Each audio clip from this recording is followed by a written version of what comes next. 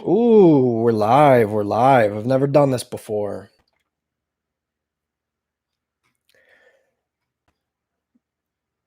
Ashley, hey there. Aiden, how's it going? Ryan, Trippy, Danny. All right, we got a few people coming in here. Can you guys hear me? Drew, the original, the OG who got all this kicked off.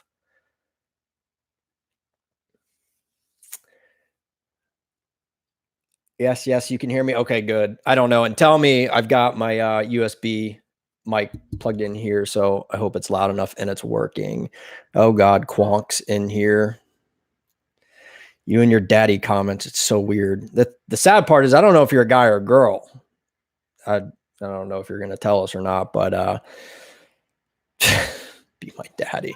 All right. I am new to this, guys. I have never live streamed before. I have absolutely no idea what I'm doing. Greta, this is entertaining. Yeah, very nice. Flanks. Oh, thank you. So bear with me. All right. I got to get used to this. I got to get used to these comments over here, trying to read them, trying to keep up with them. So I will try to get to everybody and say, hi, Mark, how's it going?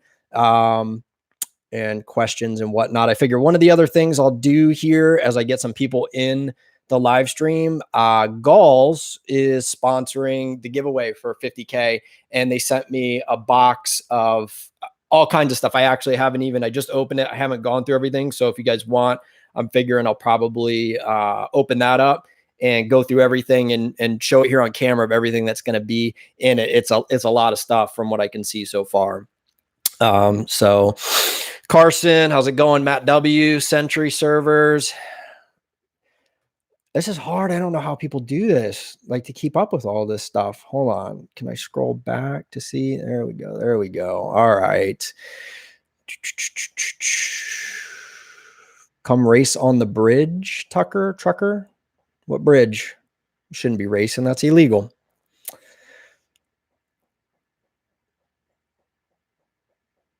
Dual Jones. Hey, how's it going? Ashley, how's my family? They're good overall, but to be honest with you, if any of you guys saw my Instagram story a little bit ago, the baby has been an absolute hellion the past 3 days. She's going through what they call leaps, I guess. They go through a few of these things, and there's like some big changes that happen in a short period of time, and she's in one of the last leaps right now. And thank God she's cute, because she is insufferable right now. She has been crying nonstop. We get an hour or two out of her. She's happy, laughing, eats, and then melts down, naps for a little bit, and then we start it all over. So it, Hamzy, do I have kids? Yes. One, our first little girl. She's 4 months and 2 weeks old. So it's a new experience for me. All right. Tristan Roberts, how's it going, buddy? Rose Maria, hey. Superhero Man MC, any advice on me being a cop? You got to watch my videos, man. I got a bunch of them in there that I talk about it. I have a couple. I know they're not as exciting as the patrol vlogs, but they're the questions and answer videos.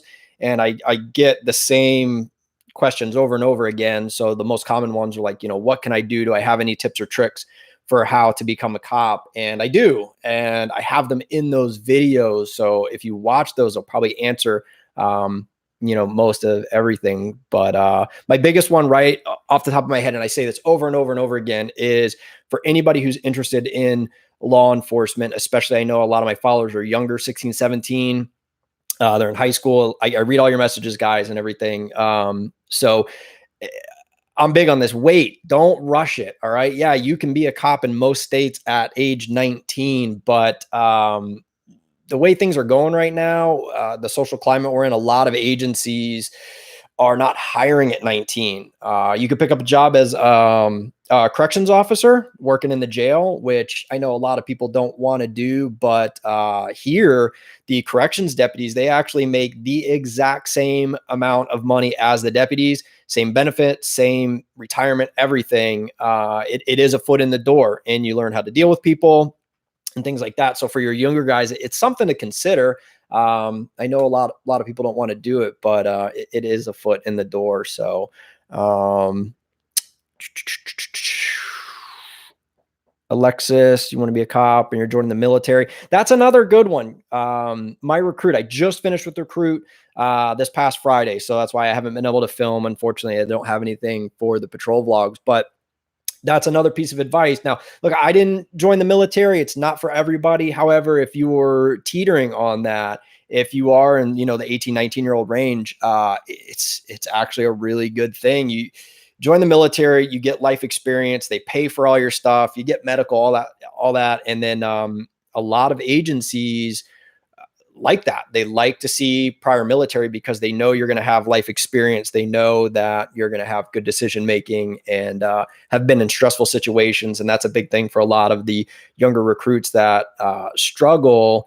It's they haven't done enough in life to be able to handle and deal with the public, and then throw in stressful situations on top of that. So it does help if you want to do military.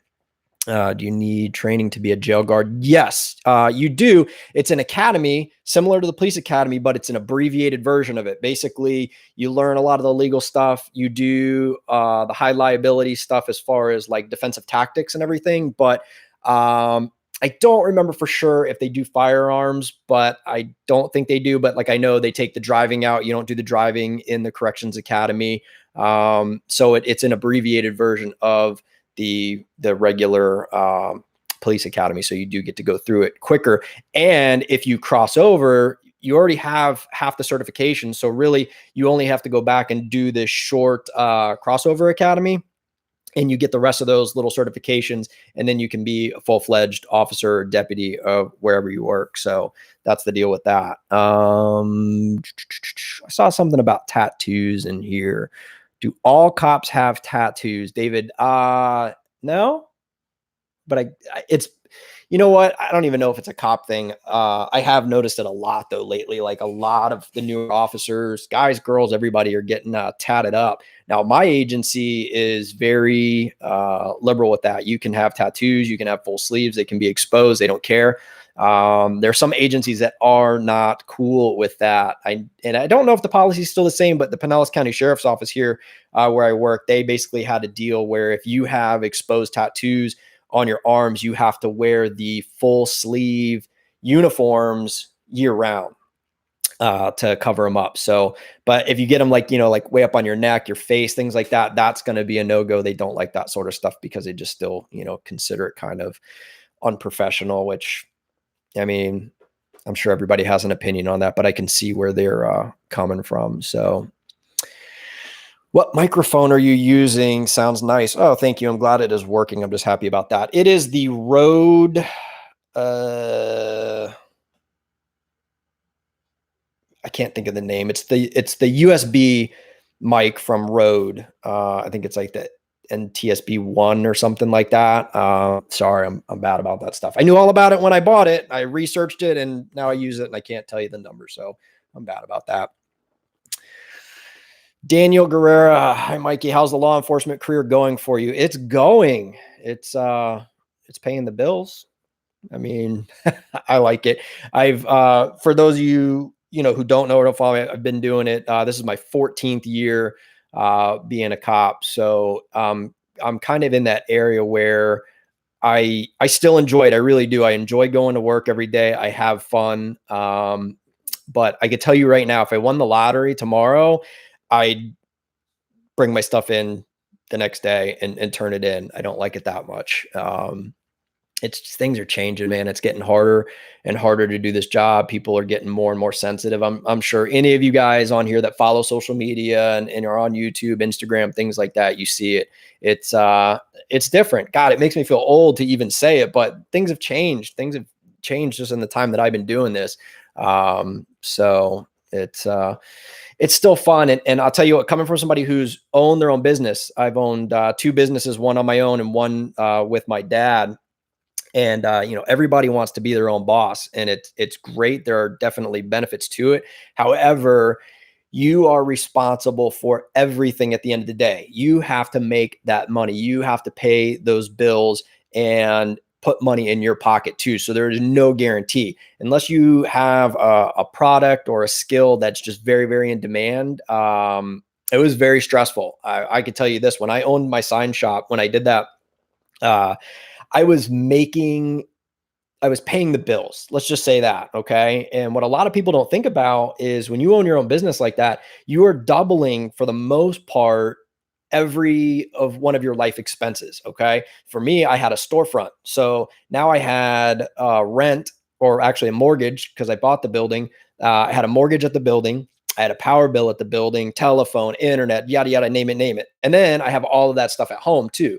So you have to make enough money, one, to support the business, then support your basic, life expenses, and then put actual money in your pocket. And you're still talking no benefits, no retirement, medical, things like that. So that's one of those areas when people ask me like about the job and how I feel about it. Sure, I have my areas where I'm kind of like, meh, but at the end of the day, what I make for what I realistically have to do on a daily basis, it's very, very good. And that's why for any of you guys who are thinking about this profession, anything in the public safety industry, it's really good. Actually, you kind of can't go wrong. It's a guaranteed paycheck every 2 weeks. So that's nice, especially as you start, getting things in life. You get a house, get a family, a wife, girlfriend, things like that. It's nice. And then if you do like I do that stuff on the side. I actually still have all my sign equipment from when I had my sign shop. And I sell stuff on eBay and make stuff for friends, little side jobs here and there. So, you can still play with that stuff too if you learn a skill like that. Is it good to, Mr. Guns, is it good to have lots of firearms training before the academy? No. Actually, that's an excellent question. And I'll tell you a little story here. Story time. I was going to maybe add this into one of my vlogs one day or whatever. So here's the deal. Police academy, right? Going into the police academy, I had shot a gun one time in my life when I was 16 years old. My dad and I went to a shooting range just to try something, just doing something for the day. My dad's not a gun guy, not a hunter, not anything like that. Never owned guns, never had them in the house. So I knew virtually nothing about them. Go to the academy, and where I went to the academy was a little bit like kind of in the sticks. And some of the people out that way were a little, we'll just say rednecky or good old boyish. And there is a high shooter award that you can win through the course of the academy. And these guys were just like, man, I'm going to take that award, this and that. I've been shooting since I was 3 years old, blah, blah, blah, blah, blah. I'm like, okay, whatever. God, I never thought I was going to win the award or anything like that. Never even thought about it. Basically, I went into it with no bad habits. I didn't know what I was doing. I just listened to what they told me, and I did exactly what they told me. I went out there and just freaking killed it. And I ended up winning the high shooter award out of the whole academy. So that was pretty cool, I thought. I'm not a big gun guy. I've got the gun they gave me from work. I've got the two Glocks, the compact Glocks that I carry off duty. But then like outside of that, I don't have an arsenal at my house or anything like that. So no, I would actually say, unless you get some really formal training and know what you're doing and do it right, don't rush, man. You'll learn everything you need to learn in the academy. And like I said, I'm a perfect example of that. I just freaking crushed those guys, and they actually kind of didn't even shoot that well. I expected them to do like pretty good, like, maybe run for your money kind of thing. But they actually sucked. So that was kind of funny. Keith G, are you Italian? Half, yes. Can you tell with this big old crooked freaking nose? Yeah, half Italian. Fire Peyton. Yep, I'm thinking about the Marines, but I heard bad things about after leaving the military, like becoming homeless, and I'm scared about that. And you're only in the 7th grade. You got a long time to think about it, buddy. No, man, you're not going to end up homeless if you join the military. I may guess, unless you have some sort of mental breakdown while you're there. Oh man, and we run into it. I run into it all the time. We actually have a homeless, like, vet type shelter organization in the city, and we do go there, and it's disappointing, man, because like I expect people that were in the military, like I hold them to a higher standard, and you do run into a lot of these guys. Which my personal opinion on this, because my last recruit, he was Army, he was infantry. I mean, he did a couple tours in Afghanistan, like the real deal. So we talked about it a little bit, and he was saying a lot of those guys, they're like those are the guys that were borderline almost going to be homeless when they were 18 anyway, and they had nothing else to do. They got in, not very squared away people, maybe did a year or two in the military. You're probably not talking your career guys or people who even did the full, 2-year or 4-year commitment. And I think so those people that are like homeless and those, weird vets standing on the side of the road, holding signs, I don't think that's going to be your average person. So don't let that deter you from joining the military. Chris, a $10 super chat. Thanks, guys. Guys, save your money. You don't have to give me any money, but I do appreciate that. That's super cool. Let's see. Have a round on me, sir. God bless and protect all these. Thank you. Thank you very much, Chris. I really appreciate that. That means a lot. It's nice to hear people say that. And I definitely did not get into this profession for anybody to pat me on the back or, thank me and stuff. I did it because I wanted to do it and it's fun. But when you deal with crap like on a pretty regular basis, and the area where I normally work is not the greatest, it's refreshing to hear people say that. And every once in a while somebody buys you dinner, and that's super cool. Like I said, I didn't get into it for any of that, but it's very appreciated. And so Chris, thank you very much. Karma, how's it going, buddy? Made it to the first live stream. Good. All right, what else we got in here? I'm trying to get through some of these guys. I'm rambling a lot, so I apologize for that. Great educational channel, Molly. Thank you so much. The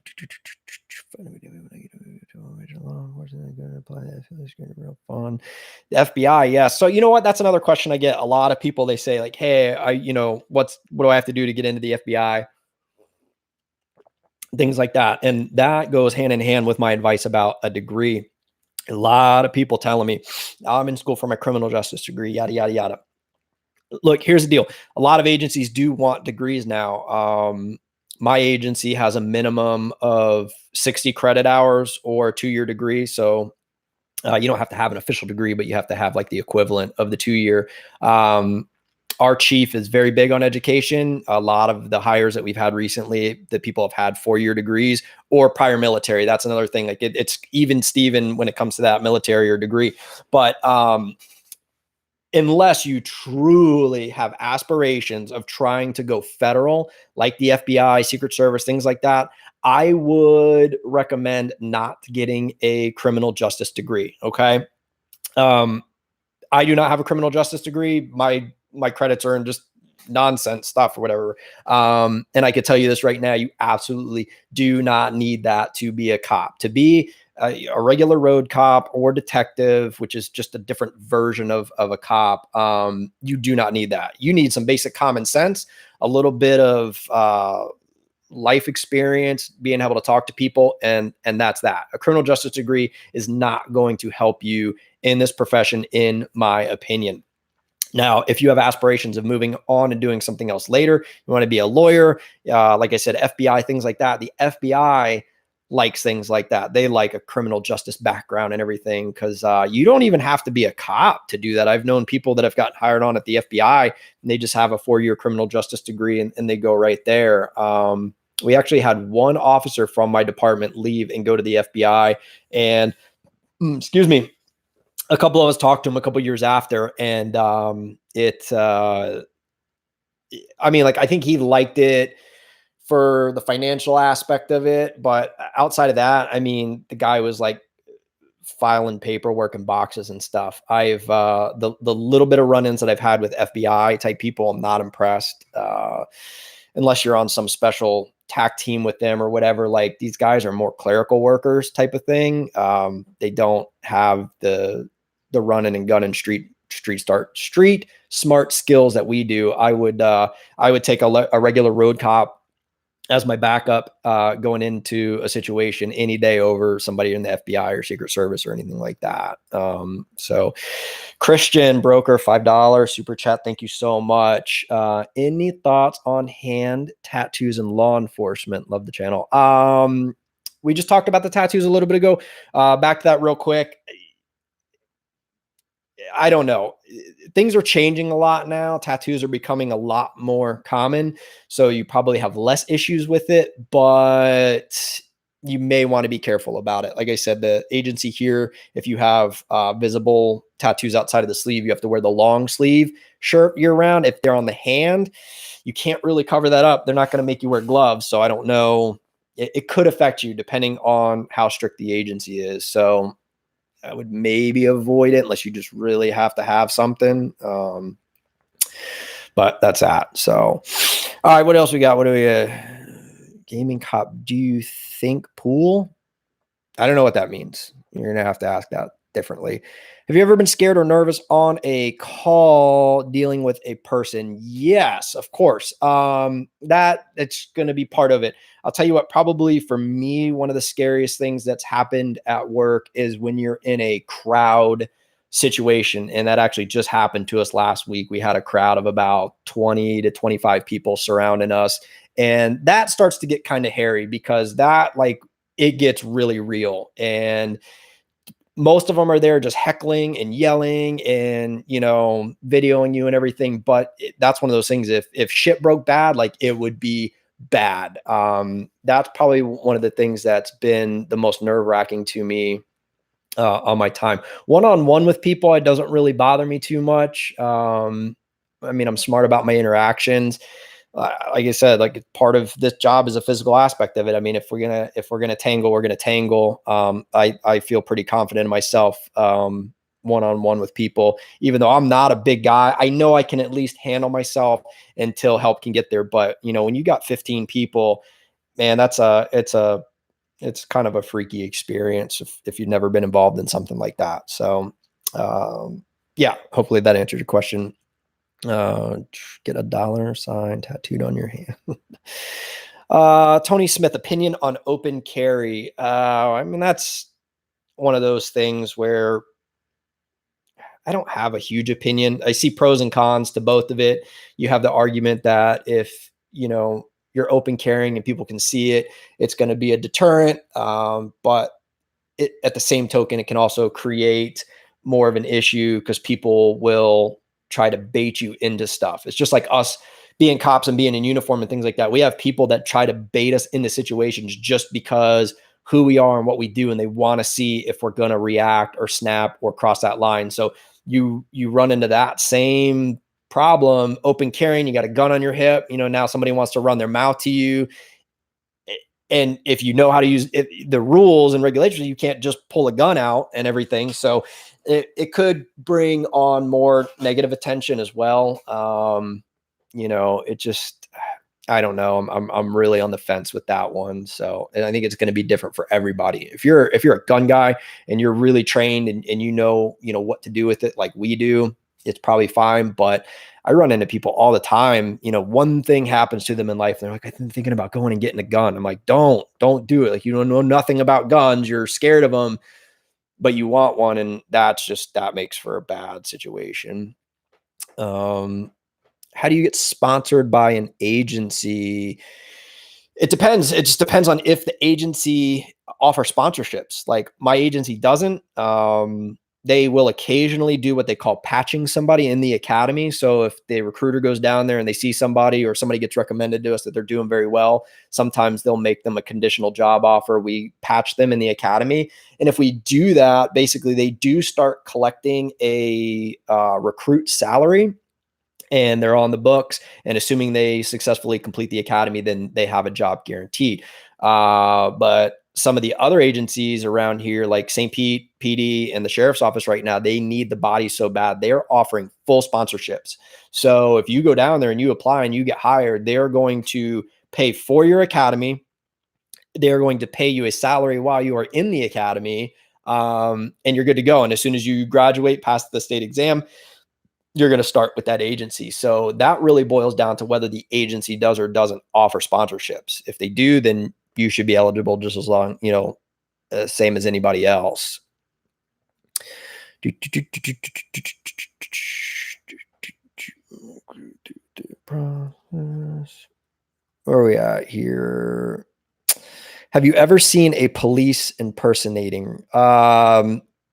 Yeah, we actually did have one of those a while, but years ago. It was some guy that bought a retired Crown Vic and was driving it around, and he was actually showing up to calls and like hanging out, like, like a block or so away. You never really did anything. So, and that's one of the things that's hard, to impersonate an officer. You actually have to take some sort of action in the capacity, or trying to do it in the capacity of a police officer, like, give somebody an order or a command or something to do like that. Like, you could drive around in an unmarked Crown Vic all day long if you wanted to.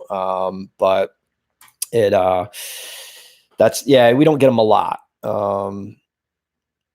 JSK, how do I answer? Why should we hire you? Examples, please. I have my oral board tomorrow. You tell them that you're freaking awesome and everybody else sucks. That's what you do. They'll like that. No, I'm just kidding. Don't do that. That's hard, man. That's one of those things where, and a lot of people have asked me about oral boards lately. You got to be yourself, right? They want to see confidence, but not cockiness. Okay. So, if they're going to ask you why they should hire you, nobody knows you better than you. So you need to sell yourself to them, but do it in a professional, manner. Have some confidence. Tell them about your life experience. Tell them why you think you would be good for this position. And one of my other pieces of advice for everybody is tell them, be humble at the same time, right? Say, look, I'm educated. I have life experience. I'm excited and energetic to do this job, but I realize I have a lot to learn. I'm willing to learn, like that sort of stuff, if that makes sense. So, on one hand, say, you want to praise yourself to a degree, not too much, but then also say, be humble in that you're willing to learn and you want to have them mold you and turn you into the kind of officer that they want to be and stuff like that. They like to hear things like that. So that would be, some basic advice for me, but just be yourself, be confident. And, I think you'll do fine. All right. All right. What do we got here?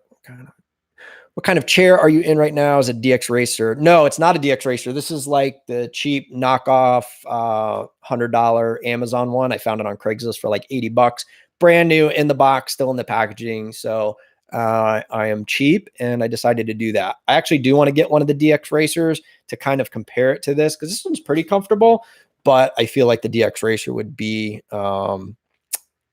even better. So that's the deal with that.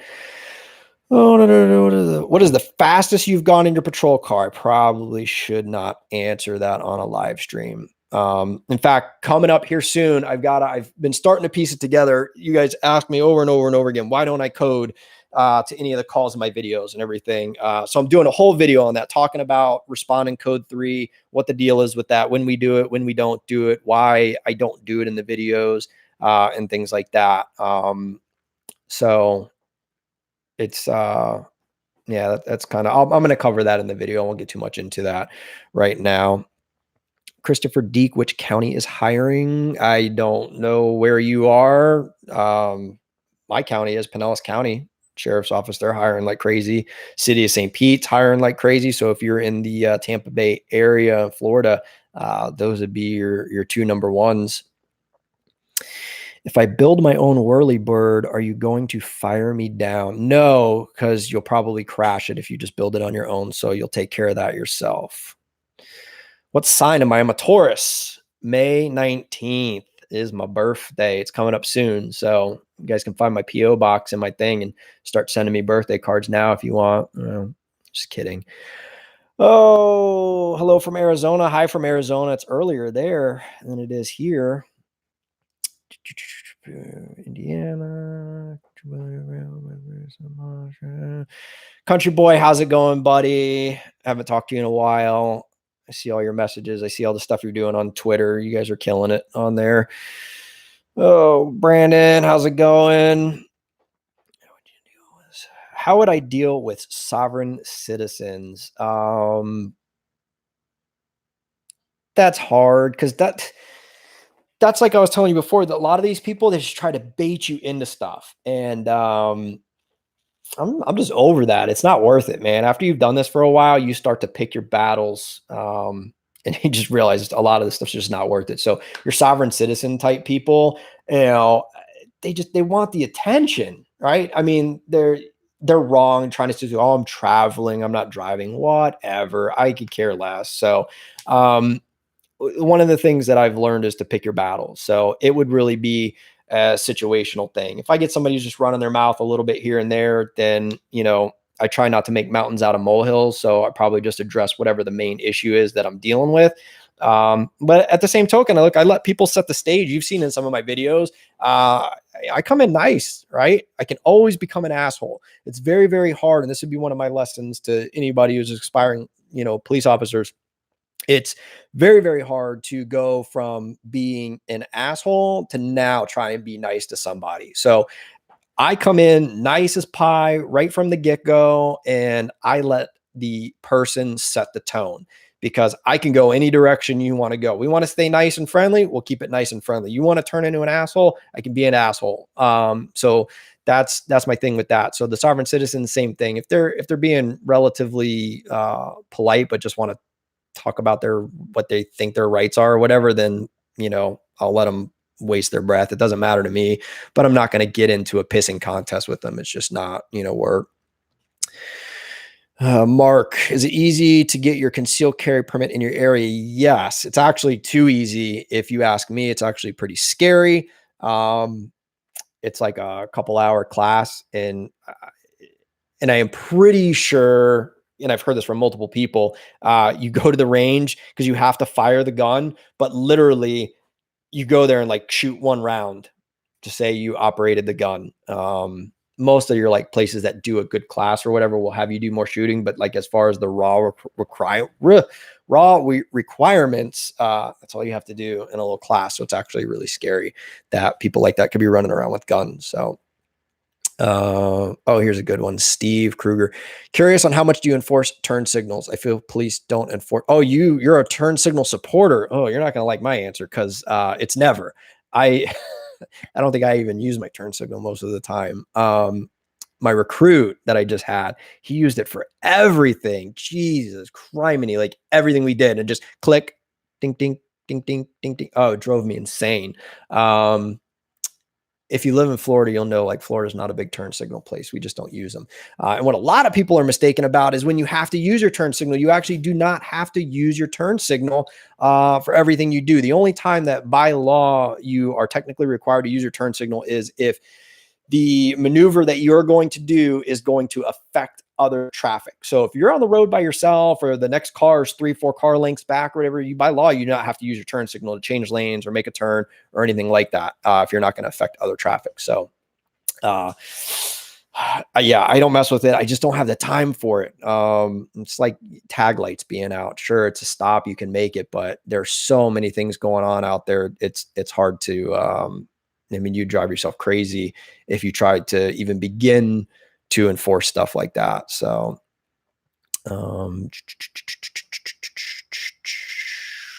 Delta Ward Johnson, you're joining the Canadian Army. All right. Good for you. I don't really know much about Canada. In your profile pic, what are you drinking? I'm not drinking anything. It's a Twizzler. It's a Twizzler hanging out of my mouth. You live in Miami. I want to be a police officer. I'm 19-year-old. Am I too young? We talked about that at the beginning of the stream. I don't know if you want to rewatch this later. I mean, legally you can do it, but I don't recommend it that young. Departments want to see a little more life experience.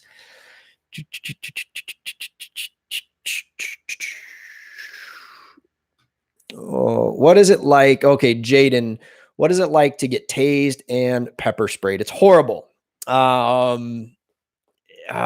So Taser, here's after you get both of them, everybody has this thing of like, what would you rather do again? And it's really split because the Taser hurts a lot more when it's going on. It's horrible. The easiest way I could explain it to anybody who has any like mechanical skills or been around, motors and things like that. If you've ever grabbed a spark plug wire and gotten that zap, that is what a Taser feels like. It's like this hard snap type thing. It does not feel like regular electricity from a home. So like if you've ever been unplugging something and your finger slipped and you grab like the prongs first and you get that like kind of tingle, it does not feel like that.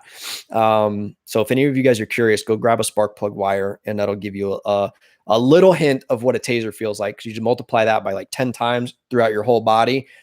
So it hurts a lot, but when it's over, it's over. Like the second it stops, boom, you're 100% back to normal, like good to go, like it never even happened. Pepper spray, I would say physically hurts less, like as it's happening, but it lasts so much longer. For your average person, it's usually a half hour to 45 minutes.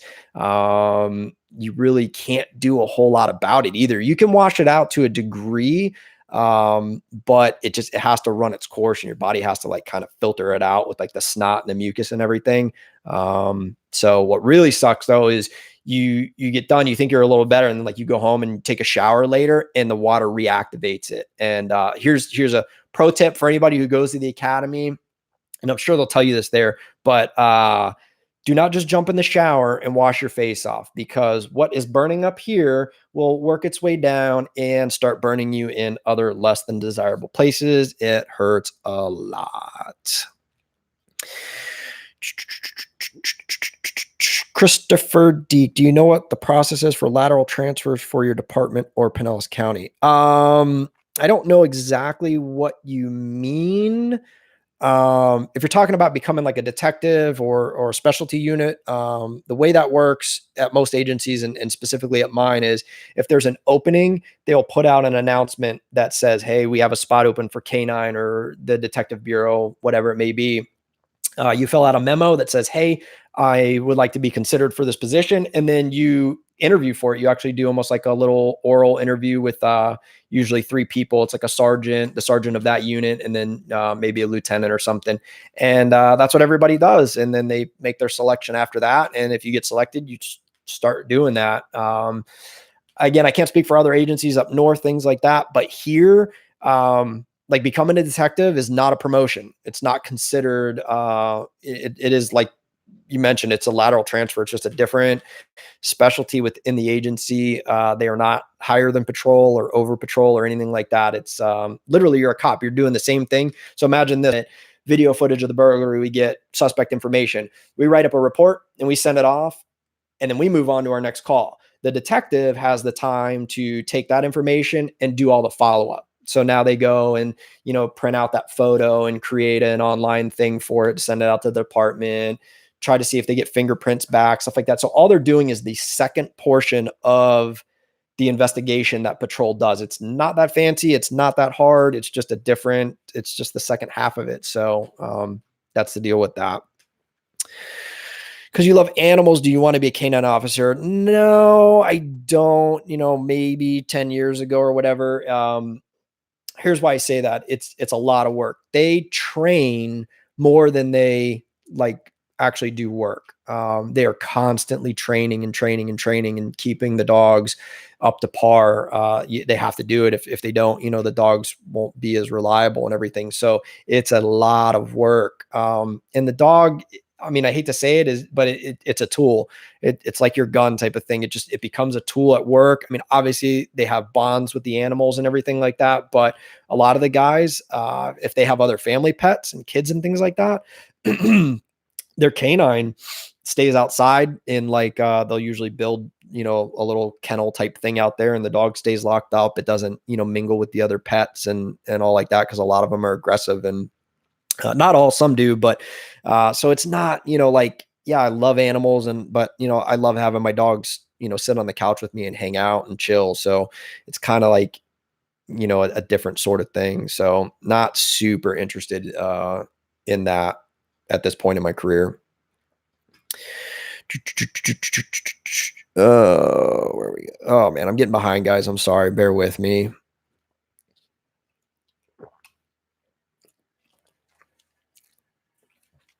Royce, how old are you? I just subbed. How old do you think I am, Royce? How old do any of you think you am? Do you guys even know how old I am? I'm probably older than you think I am, which sucks. I have a big birthday coming up here next month. I don't want to talk about it. It's depressing. Delta Ward Johnson, can you help out an officer on the street when their backup is not arrived? Do you mean like somebody not from my agency? Yeah, absolutely. I mean, if I'm driving in to or from work, if I see a deputy with somebody stopped, I'll usually stop and at least check on them. A Largo officer, somebody else. Yeah, absolutely. We can do that. I try to do it all the time. And then, yeah, I mean, at my agency, let's say they had a designated backup that was on their way, but I was closer. Maybe I finished up another call. Absolutely. And cruise by and hang out with them. So, um, Tankston, have you heard of the show Live PD? If so, what do you think about it? Would you like to be on Live PD? I think you have to be under a rock to have not heard of Live PD. Yes, I've heard of it. Fun fact though, I have never watched it. I watched Cops back in the day. And it's funny now that I am a cop and I do it. I think back on some of those episodes that I watched and it was like cringy because it's like the kind of stuff you would not want to be on camera, in my opinion. I was like, oh my God, that's horrible. Like it. So, yeah, I mean, Live PD is fun. It's just, you guys got to remember, I do this for a living. I do it every day, 10 hours a day. So, I mean, the last thing I want to do is come home and watch cop shit on TV.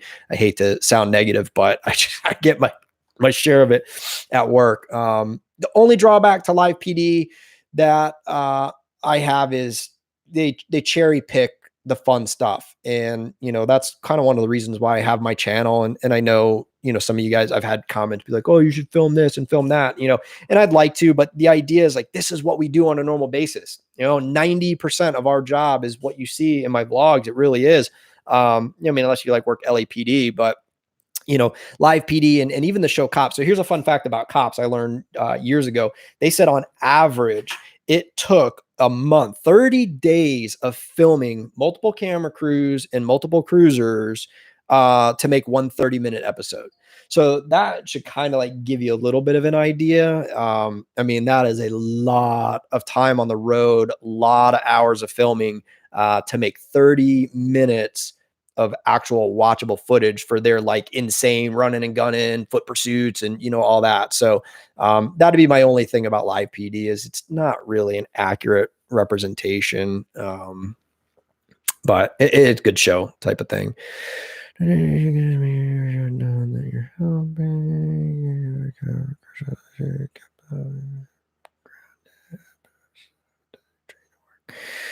Michael Tritter, my better half is one, and all he does is train and work a ton. It's a lot. I'm assuming maybe you're talking about the canine from before.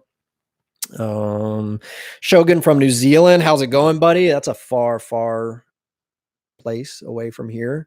That's one thing that's so cool about this social media stuff. And since I've started doing this, that like some of the people, the reach that this has gotten. I mean, the UK and New Zealand, Australia, all these crazy places. It's really cool. So let's get down here. Rexy, do you know Officer 401? He is a cop. Yes, of course I know 401. I've actually spoken to him. I was in Georgia last summer and I tried to meet up with him, but where he was actually in training at the time, and this was like a 2-hour drive from where I was at, and we didn't get a chance to meet up. So at some point we will. We'll try and do that. Tier Talk, what's up, man? How's it going?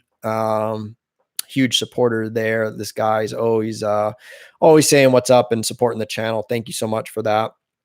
For any of you guys, he has a podcast if you want to check that out. If I remember correctly, it's on corrections. And we were talking about that here earlier in the stream about that being an option for some people getting started. So check him out if you don't. Lily, Officer Mikey, why do you get depressed mentioning your age? Because I'm getting older.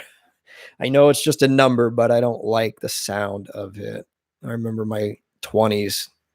I was a lot more nimble. Did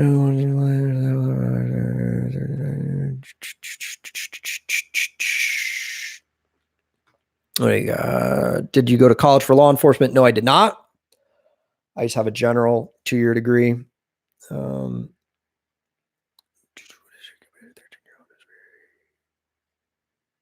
What can you do about a 13-year-old who is very disobedient and puffs up to you? Billy, that's actually one of the struggles I've had at work because some of these parents, man, they don't parent their kids and they act like that. I've been some 13, 14, 15-year-old kids that, I mean, if I was allowed to, I would punch them right in the throat. I mean, they need it. But yeah, unfortunately, there's very little we can do. I mean, look, if they commit a crime, if they want to take a swing at one of us, something like that, then, it's game on. But for the most part, we're going to try and quell the situation as best we can. Let them set the tone. If they're just going to be an unruly kid, I pretty much tell parents right in front of the kid, go beat your kid's ass. Like, I mean, you're allowed to. A lot of kids nowadays, they think their parents can't hit them, and they're absolutely wrong. It's called corporal punishment. There's a statute that covers it. It is 110% legal. So you're not allowed to abuse your children, right? You can't use extreme methods of punishment. You can't take a frying pan and bash them in the head or something like that. But they mouth off to you and you haul off and backhand them, you are 100% within your right to do that. This running joke is we just tell people not to break bones or put them in the hospital. Outside of that, you're good to go. So usually I make the parents do it while I stand there and watch. Mm-mm-mm-mm-mm-mm. What is your least favorite part about being a police officer, Jeffrey? People ask that a lot. I don't. Okay, probably what I'll say is the the fact that a lot of what we do is just a band-aid. It's just, I mean, you're not really solving anything. There's very few cases where you're gonna, I mean, truly make a difference. So after years and years and years of doing that, that is probably my least favorite part, is because you have to go to every one of these calls. You have to investigate them the same. You have to put in all the time and effort. For these people. So, there's nothing like going to a call and bending over backwards for somebody who's been the victim of a crime, and you do all this work to, like, literally the next day they call you and they're like, "Yeah, I don't want to press charges anymore." People get mad like at the time that it's going on, and everybody's, "Yeah, I want to press charges, screw them," and then the next day they're bailing them out of jail or whatever. So, like, that's frustrating. I mean, imagine doing something at work, like, I don't know, building something, whatever, your boss, like, "I need you to do this," and whatever. And you do it by the book. And then he comes over and he's like, "All right, cool, thanks." And then just smashes it and threw it in the garbage. And so, like, everything you did was for nothing. That's like the easiest analogy I can come up with. So that gets old after a while. Um, Andrew, do I log a lot of overtime? No, not really. That's because I don't want to. Again, where I'm at in my career, I'm kind of like, I do my 10 hours there, and I mean, I'm ready to go home. So unless I just get stuck with a late call and I don't have a choice, I don't go looking for anything close to the end of my shift. So um what other animal could be used for policing? I don't know. A jaguar? They're fast.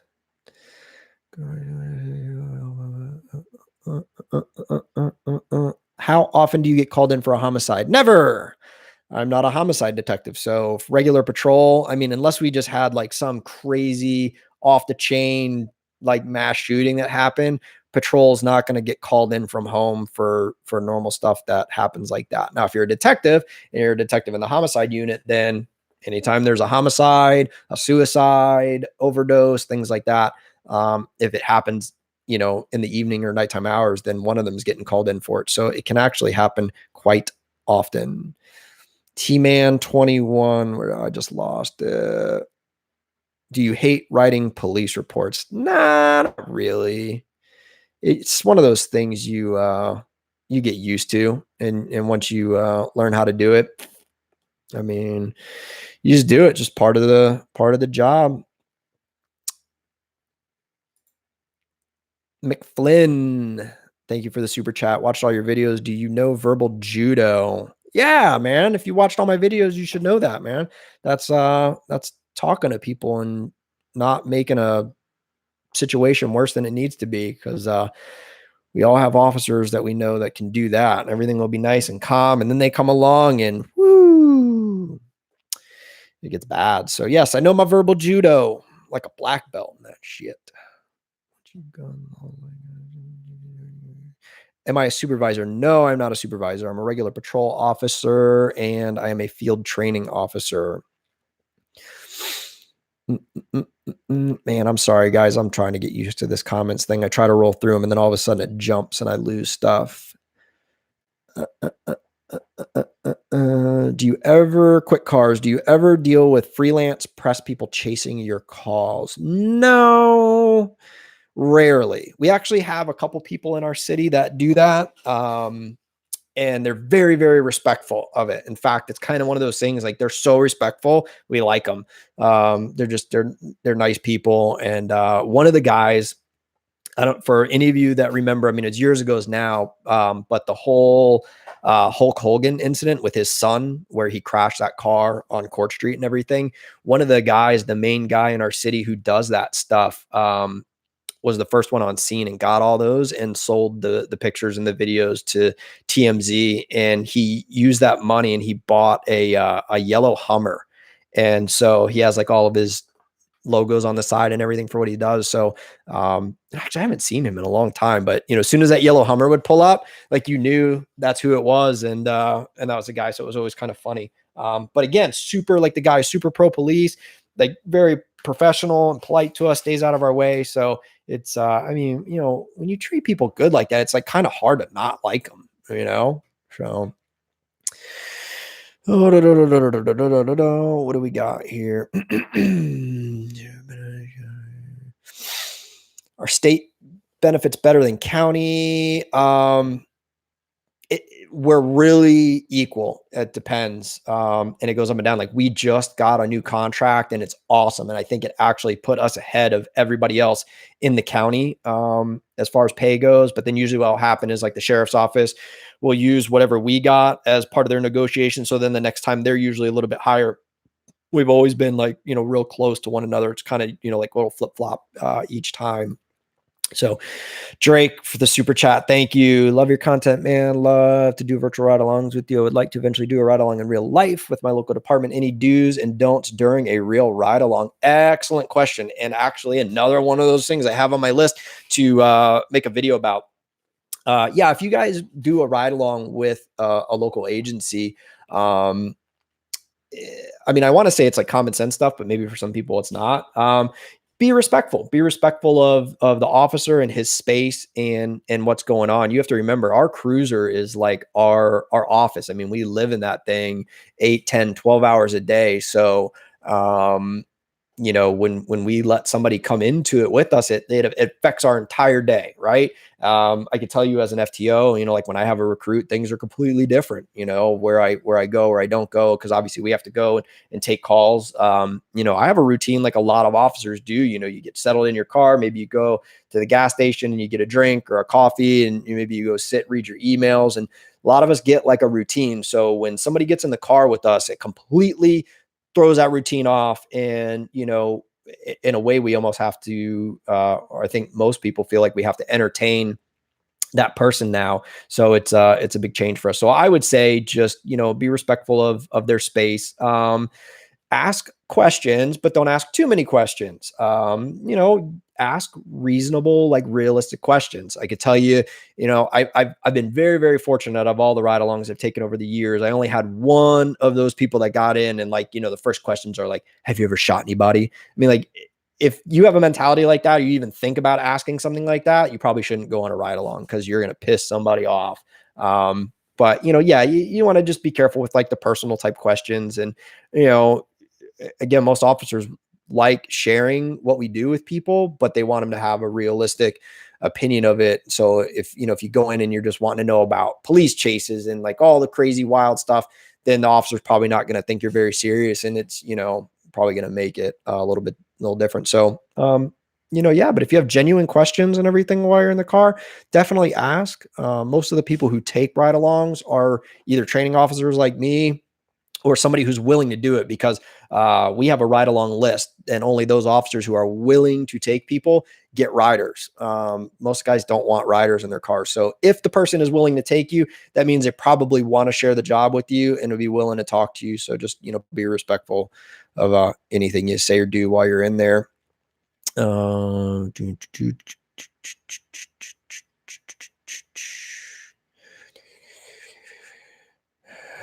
Man, I get this question a lot too. Chadwick Clark, what are your thoughts on Florida Highway Patrol? Oh man, I have to be nice now. One of my family members is dating a trooper, so I have to play nice. Look, I joke about it in one of my videos and everything.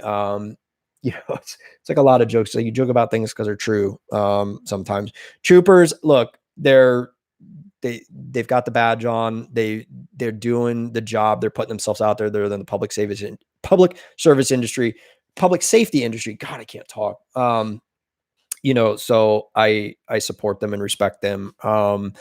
Probably my biggest gripe with that is, and I can't even say it's a gripe. It's just not my style, right? I'm not a big traffic guy. Like I do traffic when I need to do traffic. But that's not the sole purpose of my job. The sole purpose of my job is, responding to calls for service, people who have problems, people who need help from the police. And, that's what we go do. So that's where my focus is. Florida Highway Patrol, their focus is traffic. I mean, that's all they do. And like I've had a couple people comment in my video saying that like they do some investigations and this and that, which I mean, I think they do a couple, but they are not with any kind of regularity going to calls like I go to. They're not going to domestics and burglaries and fights and things like that. They're doing traffic enforcement, traffic safety on the highways and roadways. They work traffic crashes, they work DUIs, things like that. So the thing about that is like, that's their job. I really can't fault them for it, even though it's not my thing. That's why the running joke is like, that they'll write their own mom a ticket. From what I've heard from people, like their academy and the way they do things, it's a different breed, man. I mean, they're taught that traffic is extremely important. That is their job. That's what they're there to do. And I think that's why you run into very little discretion when it comes to that stuff, because I mean, that's what they have to do. If they're not writing tickets, then like they're literally not doing their job at all. I can't really, fault them for that, but it's just not, my thing. But just like a lot of things out there, it may not be my thing, but it needs to be done. So, I appreciate the fact that they're out there and they're doing, what they're doing. So, what else do we got here? I'll tell you what, hold on. Let me do this here real quick. So I'm not just boring you guys with questions after questions after questions. Because one of the other things that's happening for this 50K giveaway is my friends over at Galls are sponsoring this giveaway, and they sent me a box full of stuff. So if you guys want, I am going to go through it so you can all see what is going to be in this next giveaway. So right off the top of the box, a 511 baseball hat is in here. I have got a full tactical backpack with all kinds of Velcro thingies and loops and stuff that you can put your gear on. Gall's tactical backpack. Now I think, and I got to talk to them actually. I'm trying to decide if this is like one giveaway, like this is all going in this bag and somebody is just going to get all of this stuff, or whether we're going to split it up into more things. So I'm going to have to figure that out. A knit cap, Gall's knit cap. What do we got here? Gall's nylon duty gear. So nylon duty belt. What is this one? I think this is the underbelt for belts. We got that in there. Oh, man, this thing is full of stuff. Utility crew neck t-shirts. I got a bag, several of those in there.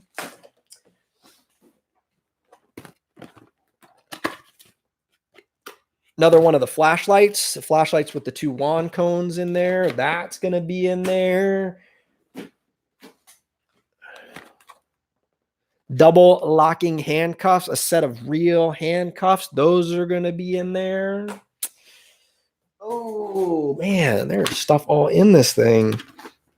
What do we got here? First aid products. So, okay, plastic for, it says it on the other side. First aid kit, Dynamed. That's in there.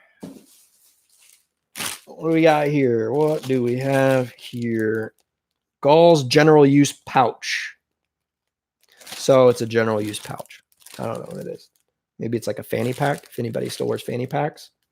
Actually not sure. Oh, you know what I think this is? Like where the guys wear the firearm on the drop down holster, like on the other leg that this will go and you can put stuff in. It's almost like a cargo pocket that you attach externally. Leather gloves. Oh, neoprene. Yeah, neoprene gloves. So these are good. I'm not a big glove guy. I don't wear them myself because I like to have the dexterity. As for like big gloves like that, I'll wear like the rubber gloves if I'm touching nasty people. But so I got a set of those in there. Emergency window punch. Sorry, I know this stuff's getting blown out with the light there. One of those. Oh my goodness.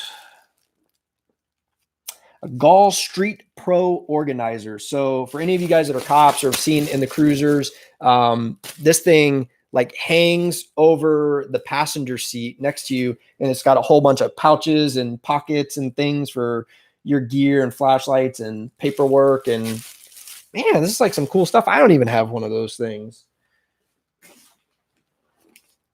Handcuff key, tactical pen style handcuff key. And oh, yes. He did say they had a few of these things laying around. A City of Miami police patch. Now, this is going to be for Nick off duty. If you guys don't follow him, he is a police officer down in Miami. He also runs the Miami Police Department's YouTube channel. I think he does it like part-time right now. There's another guy, Gio, who does it, but they have a full channel and they do ride-along videos like I do. And so along with that, there's also Miami Police Vlogs shirt in here. Zach from Gall said they have a bunch of these around the office. They use them as rags for like cleaning up things when they spill. So he threw one in here to give away to you guys now. So I'm just kidding. And a letter. What do we got in here? $25 off a purchase from Galls and a personal letter from Team Galls, basically thanking the winner, whoever's going to win this stuff. So that, folks, is going to be the giveaway. And then I will probably be tossing in a patch from Clearwater. And I don't know. I probably have something else laying around here too. I'll have to figure it out. So I will announce that officially here soon, probably in the next vlog that I put out, and we will get all that stuff going if you guys can enter that. So that's a little sneak peek of everything that's in there. It's a lot of gear. So you guys definitely will need to enter in that. So stay tuned for that. I'll have the instructions for all that, but it should be the same as they always are. Basically, leaving a comment on the video, heading over to Galls and liking them on Instagram and all that good stuff. And we're going to hook somebody up with a bunch of stuff, man. You guys are making out better than me. I don't even have half of that stuff. All right, where are we at? I probably missed a whole bunch of stuff. I'll tell you what, we'll give this 30 more minutes. That's going to be an hour and a half live stream. So, but hopefully you guys are happy with this. Hopefully I'm getting to some of your questions and filling you on things that you want to know. Where are we at? There's where we were. Spider-Man 119. If someone makes a death threat, can you arrest them? Yes, of course. It's a crime.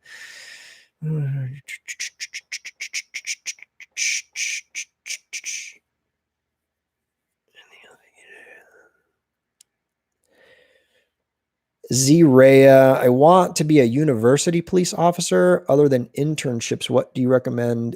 Anything else to gain experience? I don't know much about like campus police or things like that, but honestly, the internship's probably going to be your best thing for that, because that's going to be a little bit of a niche market, so to speak. So I would try to spend time around the campus and do some ride-alongs with them and find out exactly what they do. That would probably make you the most eligible for something like that.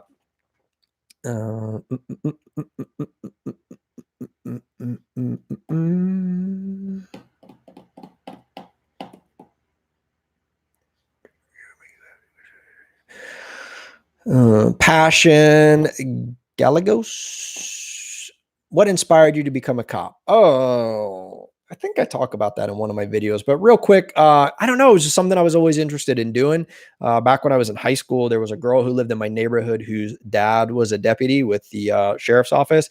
And I ended up like giving her and like one or two other kids a ride to school back when I had a car. And so I would like pick her up and I'd always see the cruiser in the driveway. And I talked to her dad a couple times and he got me a little pumped up on it. It just sounded like something that would be good for my personality. Cause my dad's an engineer and I went to his work, several times. And I mean, it's just rows and rows of cubicles and there's nothing wrong with it. I mean, it was a very good living, but I just didn't really want to sit in a cubicle. And so, being a cop, I mean, you get to be out and about driving around. I mean, your car is your office and you get to do some good occasionally. And so that was like kind of the thing for me originally that got me into it. And then as I got older, the draw of the job security and benefits and retirement and things like that solidified it for me. And so that's why I went with it.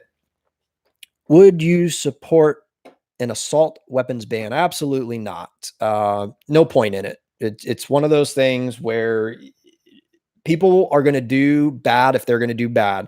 You could take away every assault weapon out there and somebody will figure out how to make their own, or they'll, rent a U-Haul truck and they'll drive it through a crowd of people. So it's kind of one of those things.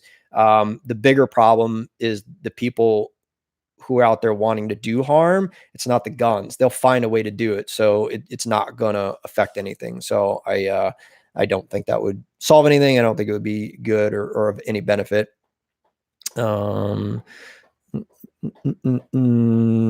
boy, what are you drinking right now? No, it's not whiskey. It's lemonade. I'm a total sissy. I drank a Mountain Dew with dinner, and because of that, I will probably be up all night and won't be able to fall asleep. So now I am drinking pink lemonade as I am hardcore.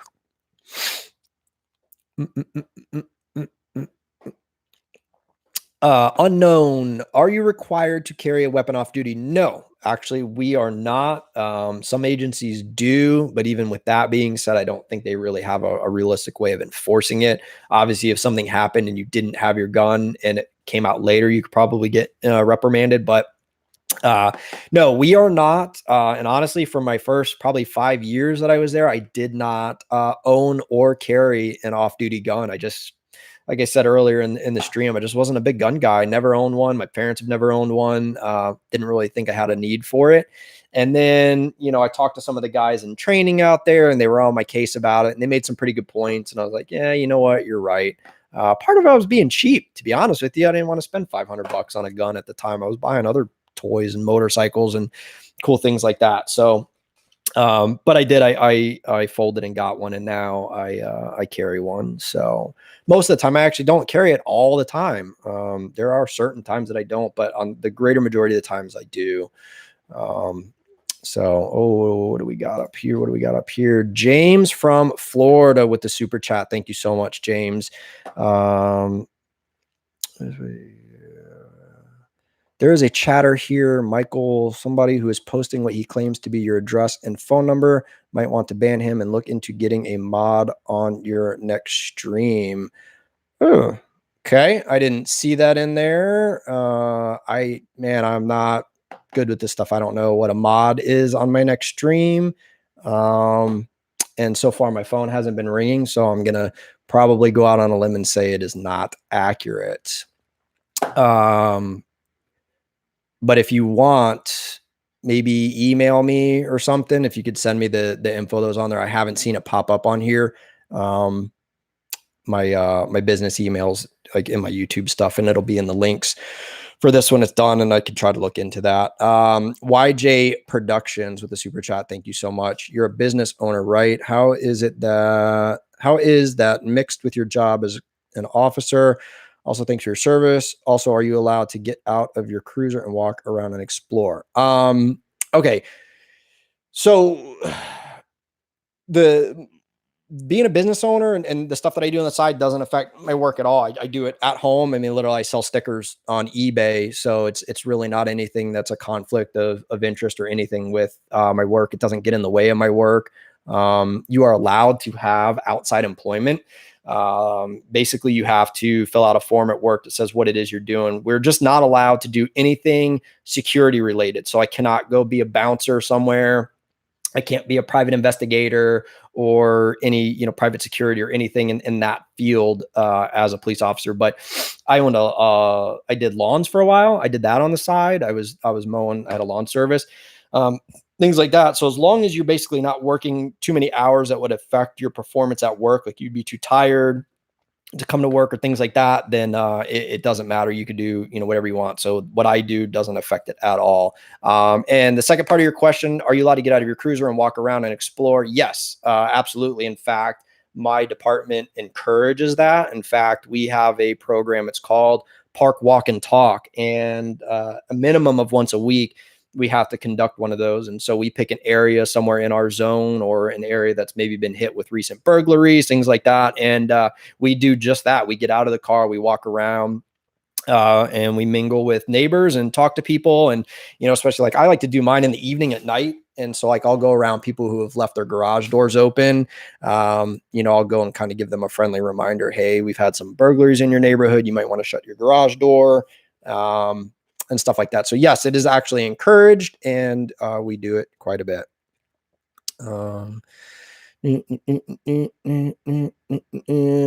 Royce, what do you use to edit your videos? I've recently been using Adobe Premiere Pro. I started with Premiere Elements, which is the one where it's $99 and then you own it. It's on your computer. And that's that. It's a one-time payment. But then as the new versions come out, you don't get the updates unless you actually buy the new one. So Adobe Premiere Pro, it's a monthly subscription. It's a lot more powerful. And I mean, realistically, I probably only use like an eighth of what it's capable of.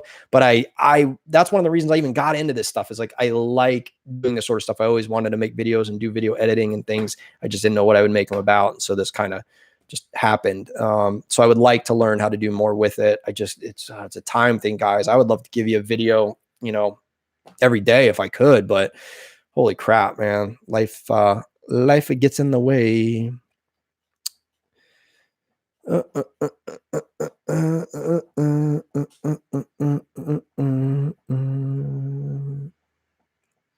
Brighton Eisen, please shout me out. Well, you're shouted out, Brighton.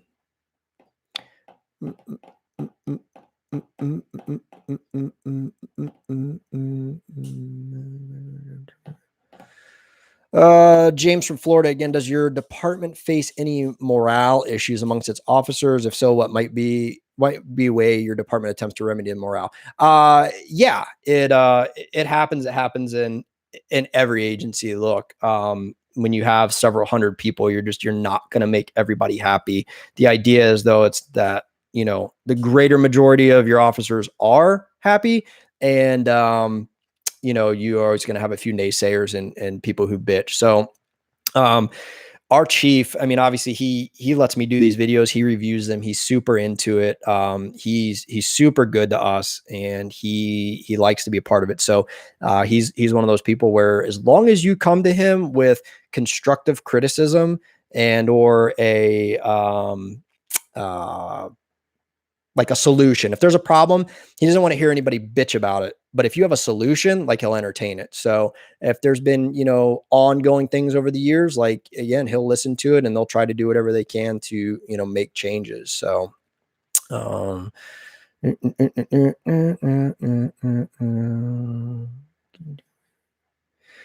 Stormy Weather Chasers, can you do a video with Clearwater Fire and Rescue like you did before and get a tour of 45 house, make a vlog out of it? All right. So I was waiting for this to come up one day. All right. I'm not going to get into this too big because obviously I don't know who all's watching this and I don't want to piss anybody off. But apparently there were some people that were unhappy that I did that.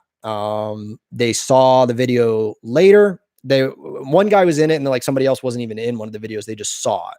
and they complained and they tried to get the video taken down, and it turned into this huge freaking issue. And they were, not happy with it. So, long story short, it was decided that obviously I wasn't doing anything wrong. They have no expectation of privacy, just like we as police officers don't when we're out in public. So what was going to happen was if they were in any more videos, I was going to just blur their faces like I do with the other people or whatever. And so I said, I'll do you one better. They'll just never be in another one of my videos again. So, look, it's like a lot of things in life. A couple people ruin it for, the majority. I have a lot of friends that work there and they're awesome freaking people, and they would like to be in the video and they want to be in the video and they were like on board with it. But like I said, all it takes is one or two bad apples to ruin it for everybody. So that in a nutshell is what happens. So unless something drastically changes with that, I do not foresee any of the fire personnel being in any more of my videos or a station tour or anything like that. So yeah, sorry.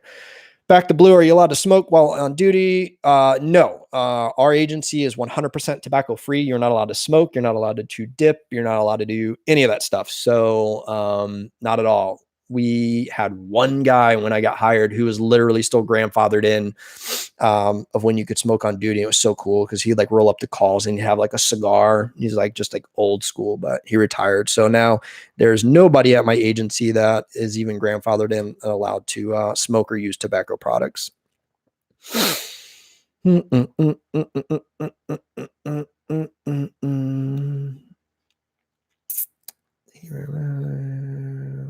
Shirt say, what does my shirt say? Oh, hug a hater. If any of you guys listen to the Bobby Bones show, my wife's a big fan of that, and so she got me into listening to it every once in a while. And this is one of his shirts. So I just thought it would be funny because we have haters on the YouTubes.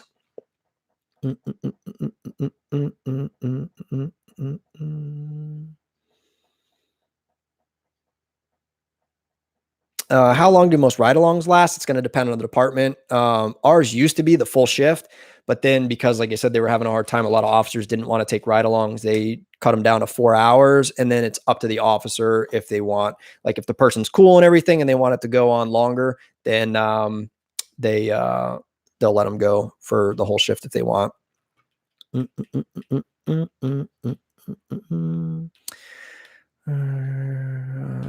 Cax, on a scale of 1 to 10, how difficult is report writing, and what do you have to write reports on, and what do you not have to write reports on? That's like kind of a long question to answer, though, what we do and don't, because it can vary so much. But of a 1 to 10, I mean, I think it's like a 4. They're not hard. They're really, people make a bigger deal out of them than they need to be. I mean, if you can write at an 8th grade level, like that, literally an 8th grader should be able to read your report and understand what happened.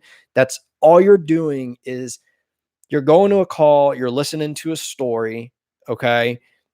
You ask questions so like dig through of exactly what happened, and then all you're doing is you're writing down that story so somebody else can read it who wasn't there. That's all it is. It's nothing any more powerful than that. So a lot of people, like, they try to get fancy and try to use big words and this and that. And I teach my recruits flat out, like, I want a middle schooler to be able to read this report and know what happened, feel like they were there. That's all you have to do. So if you can, I tell them, like, how you would tell a story to one of your friends, like if you went somewhere, you went to a concert or you saw something and you went and you relayed that story to a friend, all you have to be able to do is write that down on paper, and there's your police report. It's really not anything more specific than that.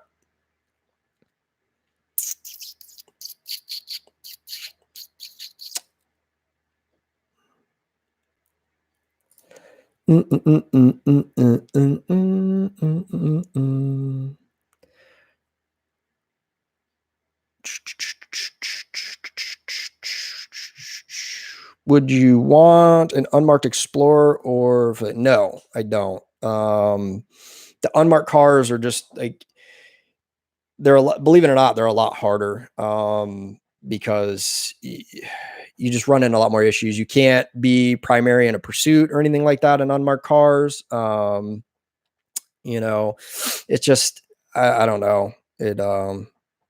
I'm not a big fan of them, but so.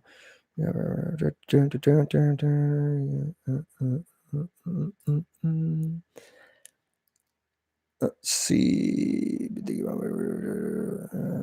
Coke or Pepsi? Coke.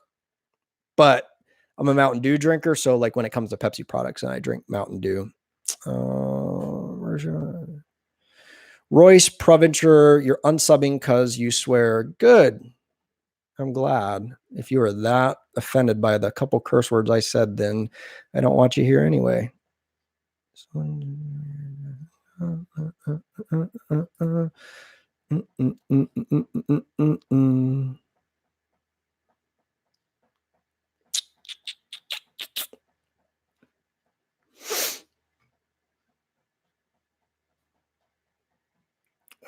Ghost decals. We don't have any of those. Mountain Dew Bob.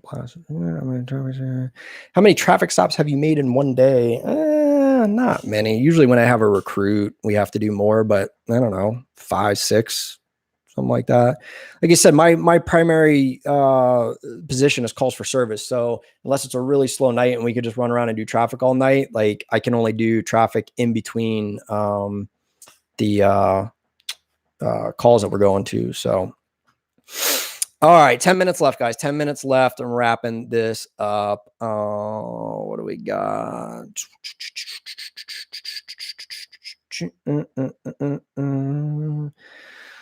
This is the one we get a lot. Mason asks, is there a quota you need to meet for tickets? No. At least in my state, quotas are illegal. You cannot put any kind of number on the amount of tickets that you need to write. Sure, if you're on the traffic team and your whole job is to do traffic, you know, your supervisor could say, like, I'd like to see more production out of you. But no, you cannot put any kind of number on tickets that you have to do. Do I prefer 8, 10, or 12-hour shifts? I prefer the 10s over the 8s because I used to work 8s for many, many years. And I am considering one of the 12-hour shifts here coming up. I have not worked those yet, so I can't really speak on that yet. Do you get drug tested? Yeah, we have to do a yearly physical. That's pretty standard, so that comes along with that. The Angels mommy, does Clearwater have a law that says when there is a domestic violence, someone goes to jail? It's a Florida law, not a city of Clearwater. It's state of Florida. It has a preferred rest policy. If we determine that there's probable cause on a domestic, then yeah, somebody's going to jail.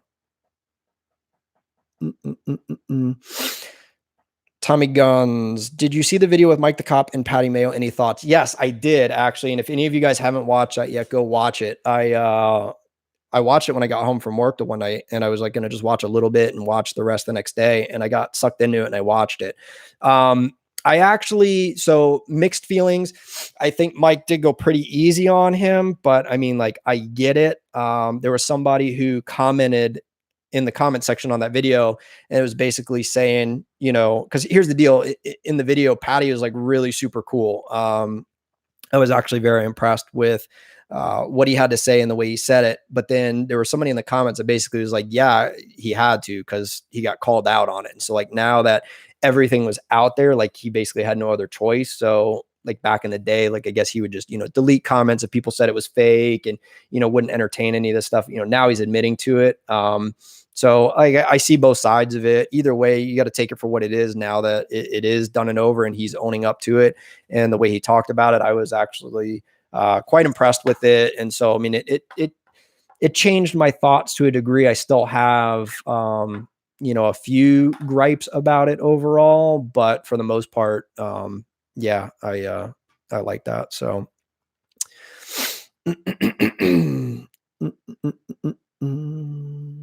Where are we at? with the channel growing, will the production grow as well? Victor, right now, I mean, no, because it's just me. I do this like as a hobby kind of thing on the side. Unfortunately, work and my family come first.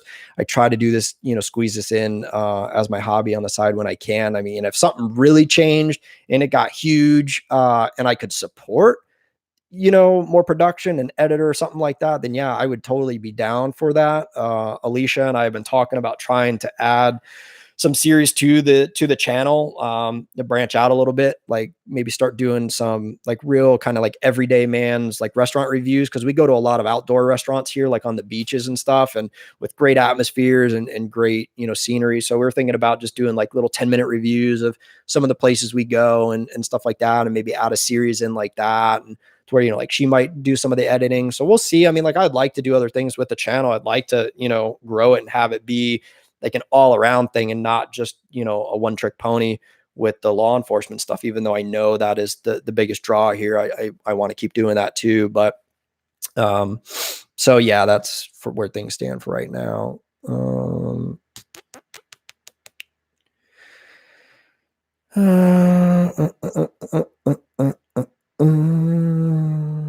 Duel, how do we get in the giveaway? I'm going to announce that in the next vlog, so I'll have the instructions in that. Bear with me, it'll be soon though. John P. Hi from Hillsborough County, just across the bay. How's it going, buddy?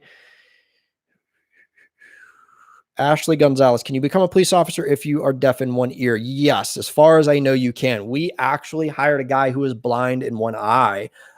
So it boils down to whether or not it would affect your job performance. So as long as you have good hearing out of the one ear, that's really probably all you need. So it should not keep you from it. Andrea, whatever, do you have a cocaine issue? No, I don't have a cocaine issue. I don't know why you would ask that. It's because I sniff a lot, because I have like an Italian screwed up deviated septum, but no, I don't have a cocaine issue.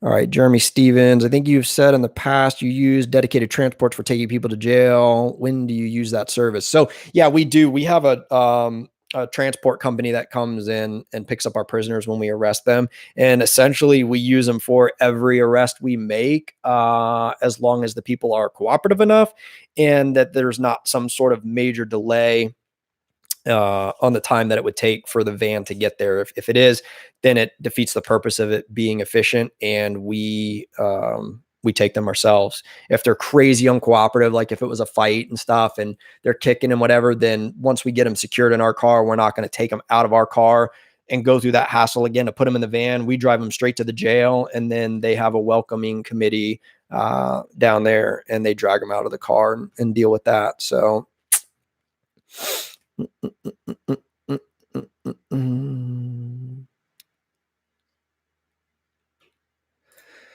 all right, last couple. Where are we at here? 3 minutes left. David Richardson, can you look up family members on your computer? Yes or no? No, cannot look up anybody unless it is work related. And here's another thing, like a lot of people, I think it's a big myth that like our computers are like some magical thing that we could just like learn everything about you. And it's not. Basically, if I run your license or your name and everything, all I get to find out is your name, your date of birth, and whether your driver's license is valid or not. That's it. If you have an active warrant, and if you have a restraining order against you, or if you're the protected party in a restraining order, but that's it. Like criminal histories, that's like a detailed search. And we as officers cannot just do those ourselves. We have to have a specific report number assigned to that. It has to go through an information channel that does it. So yeah, it's not like anything we could just like, people say that all the time on calls. They're like, go look at your computer. You can look me up. Like, I really can't. I can just say if you have a valid driver's license or not. But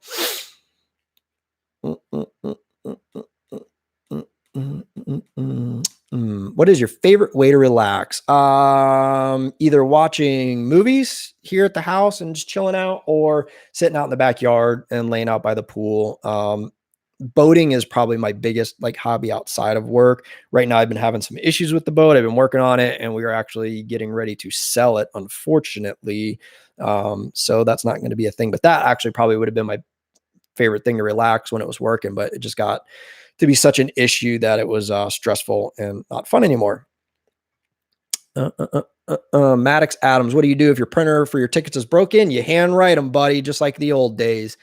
Everybody still carries a regular paper ticket book in there, and so you just write one of those out.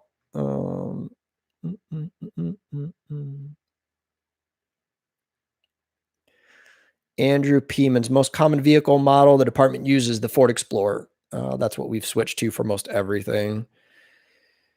Shogun, how do you find the half prisoner area in your cruiser for awkward or uncooperative? No, it's actually great. It's better for uncooperative prisoners because there's nowhere for them to go. They can't do anything. In the Crown Vics, when you had the bench seat across the whole back, they could like lay down on their back and actually kick the windows out because the Crown Vics didn't have bars in the windows. So the Explorers have bars on the windows, and it's so small in there, they can't do that. So like literally they can thrash around in there as much as they want, and they can't do anything. So the half cage is great as far as that goes.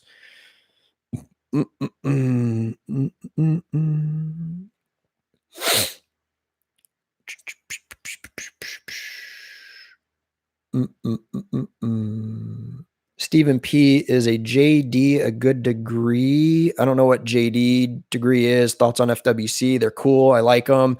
They're on boats and they deal with animals. The only issue with FWC is they're very underpaid.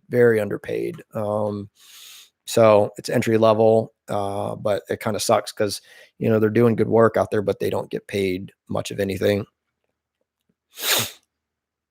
Mayhem Gaming. Hey, Mike, what's up? I DM'd you for something on Insta asking you for a patch for my patch collection. Can you respond? So here's the deal, guys. I read all your messages. Literally the thing on Instagram stops at 100 of how many it even keeps track of. I can't answer everybody. As far as patches go, I'll just say it on here.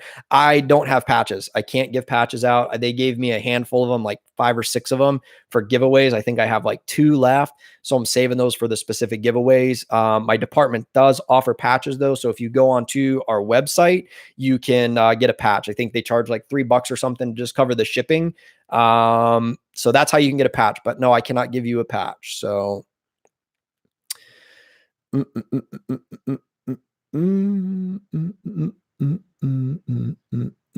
do you handle CCW traffic stops?